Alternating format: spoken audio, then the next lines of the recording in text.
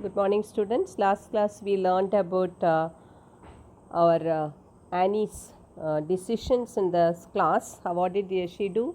She was very talkative, and her maths teacher had given her a topic that is chatterbox, isn't it? In order to write the essay. And what are the things she said in the last class? She said that her mother talks so much, so that's why she also talks so much. That's what she said, that these are all inherited traits. Let us continue. Mr. Keesing had a good laugh at my arguments, but when I proceeded to talk my way through the next lesson, he assigned me a second essay. So, when Mr. Keesing, that is the mathematics teacher, when he read about it, what he had a good laugh. He laughed, and but when I proceeded, when I continued to talk her way of talk through the next lesson also, next assignment was given to her. Second essay. This time it was supposed to be on an incorrigible chatterbox. Incorrigible means something that cannot be corrected. That is usually a bad quality, isn't it? That was the topic given. I handed it in, and Mr. Keesing had nothing to complain about for 2 whole lessons. However, during the third lesson, he would finally had enough. Annie Frank, as punishment for talking in class, write an essay entitled Quack, Quack, Quack, said Mistress Chatterbox. So, next I was supposed to be on an incorrigible chatterbox. This time it was supposed to be what type of essay it was? Incorrigible chatterbox. That also she had given. I handed it in, and Mr. Keesing had nothing to complain about it. He didn't say anything. She didn't comment anything about it. And then what else happened? After 2 lessons were over, however, during the third lesson, he had finally had enough. He tolerated so much because this girl used to talk a lot. Annie Frank, as a punishment, he called Annie and said, as a punishment for talking, you have to write another essay. That was a topic, quack, quack, quack. That's what the next topic given. The class roared. The class roared means the whole class. The students all started laughing. I had to laugh too, though I had nearly exhausted my ingenuity on the topic of chatterboxes. Exhausted, tired. And my ingenuity means my originality and inventiveness. And it was time to come up with something else, something original. Now she was actually written 2 essays about the chatterbox. Now she had gotten another topic that is something different. My friend Sani, who is good at poetry, offered to help me write the essay from beginning to end in verse, and I jumped for joy. This time one of her friend Sani, she said that she will help her. That's also in which form? In the verse form, poetry form. Who was so happy? Annie was very happy. Mr. Keesing was trying to play a joke on me with this ridiculous subject. Ridiculous means funny subject, but I would make sure the joke was on him. So I was very sure that what did he do? Mr. Keesing was trying to play a joke on me with this ridiculous, very funny topic. So, but I would make sure the joke was on him. She thought that he actually, for a funny sake, who had given the topic, quack, quack. So she said, she thought I will also make sure that I will make fun of him. I finished my poem, and it was beautiful. It was about a mother duck and the father swan with 3 baby ducklings who were bitten to death by the father because they quacked too much. So what was the story she narrated through the poetry? There was a duck and a father swan. What they do? 3 baby ducklings were killed. Why? Because they were bitten by death. By whom? By the father, because they used to talk so much. That was the theme she had selected. Luckily, Mr. Keesing took the joke the right way. He read the poem to the class. He read the whole poem in the class, adding his own comments. Along with the poem, he started giving comments also, and to several other classes as well. Not only in her class the poem was read, in even the other classes also the teacher had taken the poem and read it. and since then I have been allowed to talk and haven't been assigned any extra homework. Because who was so impressed by Annie's work? The teacher was impressed by Annie's work. That's why after that he stopped giving her unnecessary assignment. On the contrary, Mr. Keesing's always making jokes these days. Otherwise, what he used to do? He used to make funny remarks, jokes these days. That's all. Now we will continue with the next lesson. I will give you the answer to the exercise given. So it is not much. One is about the first exercise is that answers will be given in the along with the notes. Compound words. Compound words are combination of two words. That is, two or more words can be combined. Like home, work. Home one word, work is another word, isn't it? So such exercise. Then phrasal verbs. Phrasal verbs you all know we learnt last year. Phrasal verb is verb plus a preposition. That's also that these two exercises are there. One is idioms are there. These meanings and all I will give you along with the question answers. We'll start with the next lesson. The students were started with new lesson Amanda. It was written by Robin McMocklean. She is an Australian author of books for children. She was born in on 1936 in Australia. So she had written about a little girl. Understood. So her name is Amanda.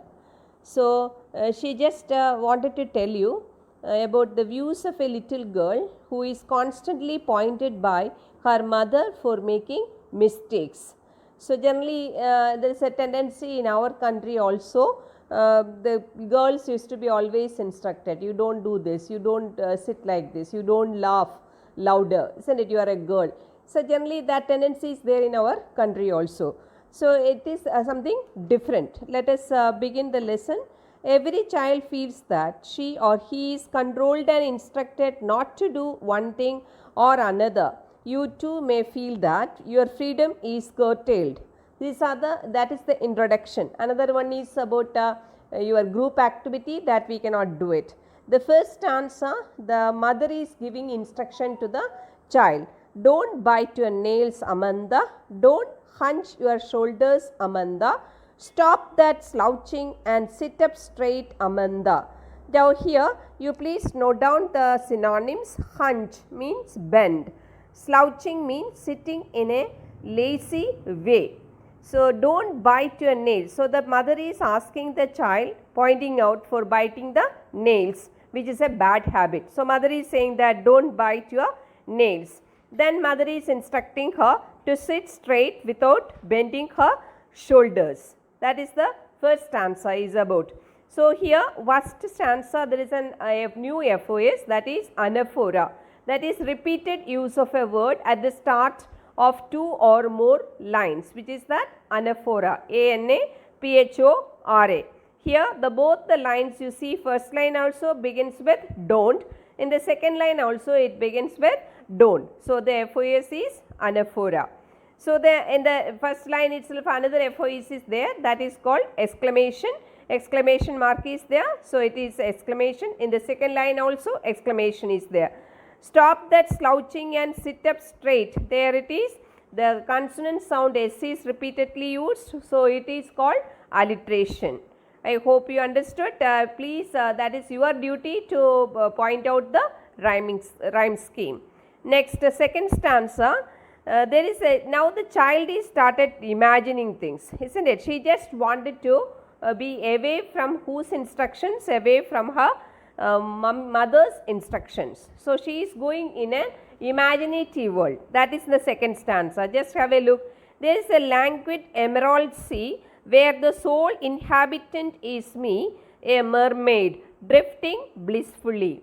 There is a languid. Languid means relaxed.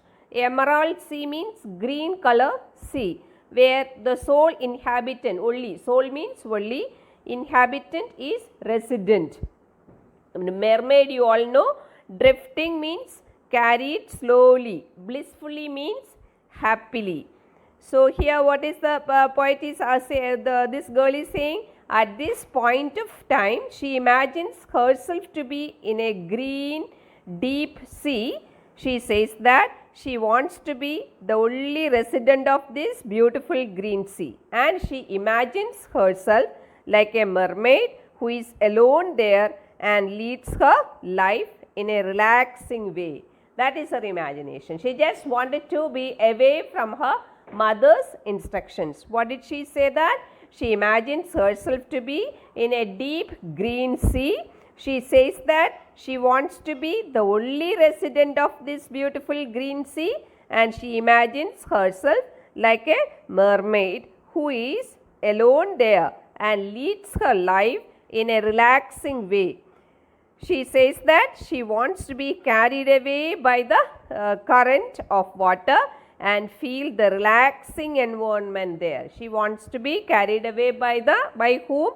By the current of water and feel the relaxing environment there. Clear? That's the next stanza. Now next third stanza, second stanza, which is the FOS used in the first line. There is no FOS, and in the second line there is also I is repeated, so it is, that is, vowel sound is repeatedly used, so it is assonance, and in the last line there is no FOS. Now next third stanza, again it is given the mother's instructions.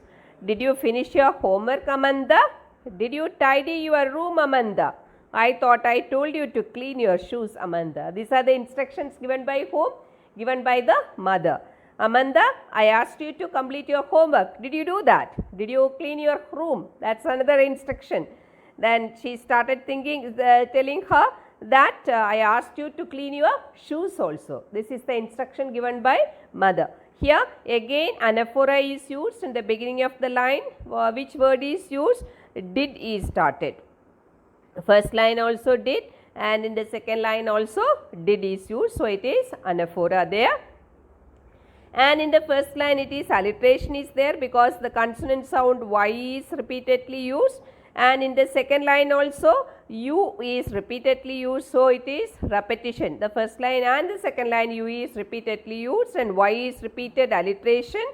Third line I is repeatedly used, repetition, and then there is Y is repeated, alliteration. Clear?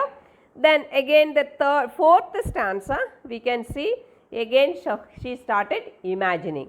I am an orphan roaming the street. I pattern soft dust with my hushed bare feet.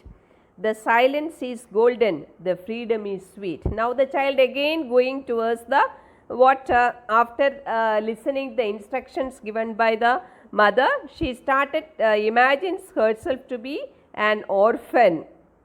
See, I am an orphan roaming the street, just wandering in the street. The pattern soft dust with hushed. Hushed means quiet and still place. Hushed means quiet and still place. The silence is golden, the freedom is sweet. So, after listening to her mother's instruction, she imagines herself to be an orphan who is roaming in the streets. She wanted to be like an orphan who is roaming around in the streets. This means that she imagines if she would have been without parents, she would have walked freely in the streets. If she would have been without parents, what she will do? She would have walked freely in the streets. She would have drawn designs on the road, dust with her uncovered feet. See, what is she saying that? The patterned soft dust with my hushed bare feet. See what she should have done it. She imagines that she would have been without parents, she would have walked freely in the streets, and she would have drawn designs on the soft dust with uncovered feet. These are the things she should have done if she was an orphan. That's what she is saying. So, I am an orphan roaming the street. In the first line, you must have seen A is repeatedly used, so it is assonance. I pattern soft dust with my hushed bare feet. And there you see there is no FOS. In the next lines, the silence is golden, the freedom is sweet. Here metaphor is used. Silence is said to be glorious like golden color. Silence is said to be glorious like golden color. So it is metaphor, indirect comparison. Clear? Why is the silence is golden and the freedom is sweet? It is written both the cases it is metaphor, because the silence is said to be glorious like golden color and freedom is compared to sweet. Both both the places which FOS is used, metaphor is used. Now the next stanza, again the mother's instructions are given. Don't eat that chocolate, Amanda. Remember your akin, Amanda.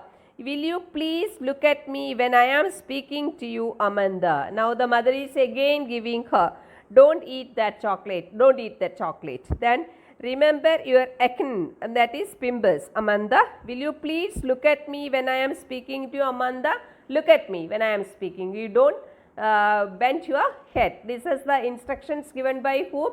Given by the mother.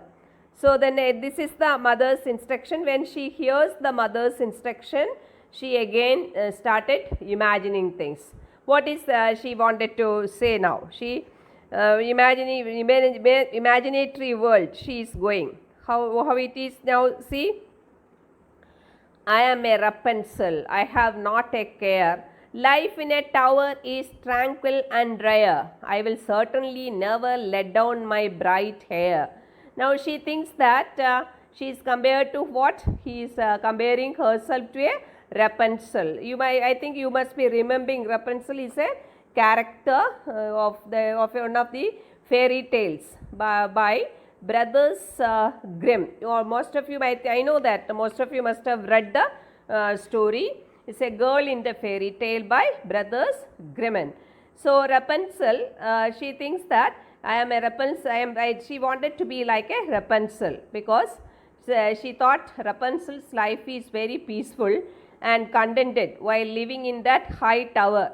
I hope you remember, isn't it? Rapunzel was imprisoned in a tower, and there was only what she did. She had given her hair in order to climb. For whom? For the prince, isn't it? Who came to save her. So she this girl is saying that I am a Rapunzel. I have not a care.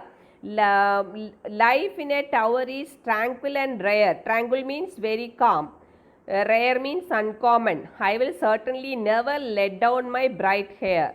Let down means let fall down.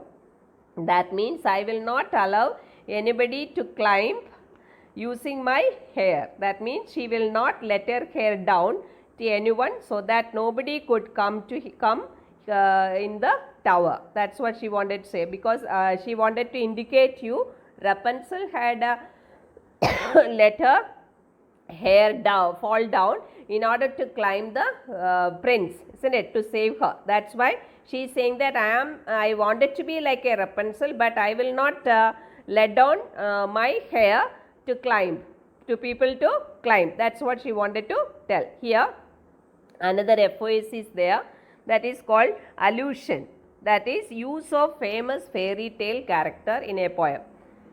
Excuse me. Use of any famous fairy tale character is included in a line, then that is called what?